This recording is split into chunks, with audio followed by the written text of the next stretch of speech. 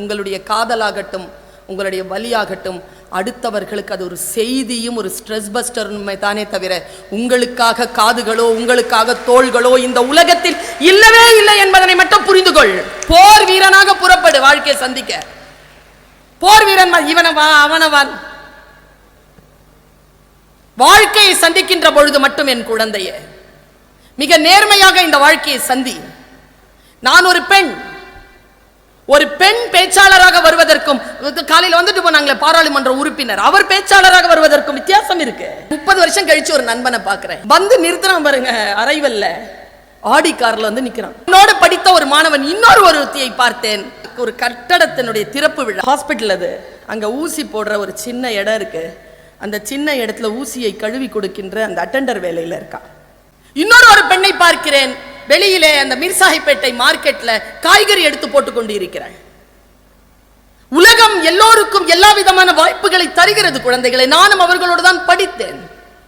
இன்றைக்கு ஒரு பல்கலைக்கழகத்தில் பேராசிரியராக இருக்கிறேன். 31 நாடுகளுக்கு மேல் பயணம் செய்தபடி இருக்கிறேன். என் வாழ்க்கையில் சில விஷயங்களை நான் சாதித்திருக்கிறேன் என்று சொன்னால் எவ்வளவு பெரிய கனவாக இருந்தாலும் அந்த கனவை எட்டுவதற்கான ஒரே வழி என்ன தெரியுமா? Go with the flow. எல்லோருக்கும் வாழ்க்கை வாய்ப்புகளை தருகிறது. அந்த வாய்ப்புகளை எப்படி பயன்படுத்த போகிறீர்கள்? இதோ நான் பேசுறதுக்காக வந்திருந்தேன். ஒரு பஞ்ச் ஆஃப் ஸ்டூடெண்ட்ஸ், ஒரு 15 பேர் போயிட்டான் வெளியில. சரி, அவ்வளவு சீக்கிரம் போய் என்ன பண்ணிட போற நீ? இந்த 20 நிமிஷத்துல என்ன சாதிக்க போற? இதோ பர்வீன் சுல்தானா பேசிக் கொண்டிருக்கிறேன்.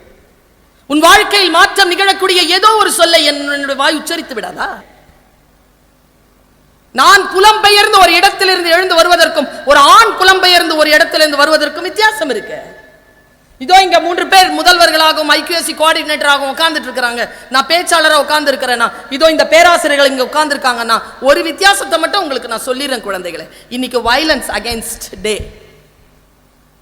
மனசால இந்த விஷயத்தை சொல்றேன், எனக்கு எந்த உள்நோக்கமும் கிடையாது. நீ புரிஞ்சுக்கிட்டனா நான் சொல்லுகின்றேன், இன்னும் 5 ஆண்டுகளுக்குள் நீ மிகப்பெரிய உயரங்களை எட்டுவாய், மிக உன்னதமான இடத்துக்கு போவாய். அதற்கான ஸ்ட்ராட்டஜி தான் சொல்லிட்டு இருக்கேன். இதோ இந்த ஆண்கள் இங்கே உட்கார்ந்து இருப்பதற்கும், மேடையில் ஆண்கள் உட்கார்ந்து இருப்பதற்கும், பெண்கள் உட்கார்ந்து இருப்பதற்கும் ஒரே ஒரு வித்தியாசத்தை மட்டும் நீ புரிஞ்சுக்கோ. இவங்க உட்காரணும்னா ஒரு 50 வருஷம் உழைச்சிருக்கணும், ரத்னம் சார்லாம்.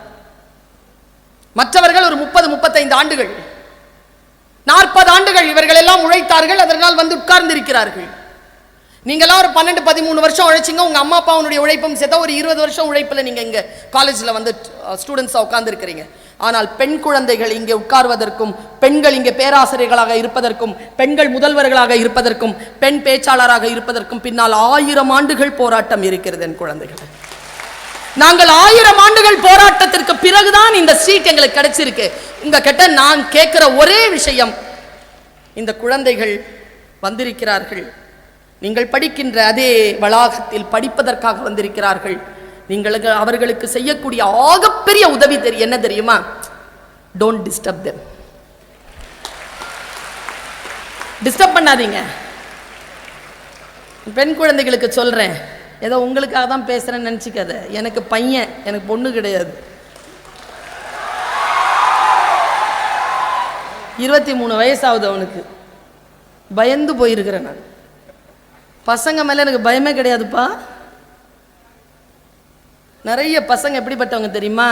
குடும்பத்துக்கு ஒரு பிள்ளை இல்லை 3-4 இருந்தால் கூட படிக்கிறதுக்குன்னு தேர்ந்தெடுக்கப்பட்ட ஒரே பிள்ளை. தாலி அடமானம் வச்சு, வீராப்பு பேசி, நிலத்தை விற்று, ப்ராவிடன்ட் ஃபண்ட் அறுத்து, என்னென்னமோ சொல்லி கொண்டாந்து இந்த பிள்ளைங்களை படிக்க வச்சுருக்கிறோம். இவங்களுக்கு நீங்கள் செய்கிற மிகப்பெரிய உதவி என்ன தெரியுமா? Don't disturb them.